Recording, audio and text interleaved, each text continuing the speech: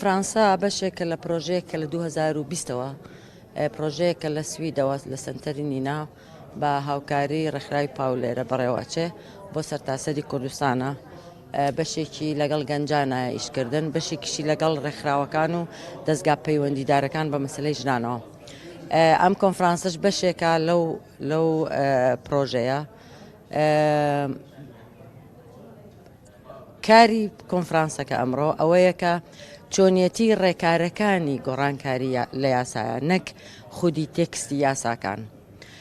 لەو کاتەیە کە تۆ تێکستی یاساکانت ئامادە کردووە و گۆڕانکاری تیا کردووە هەتا ئەو کاتەی کە تەسویب ئەبێت چی ئەەکەی.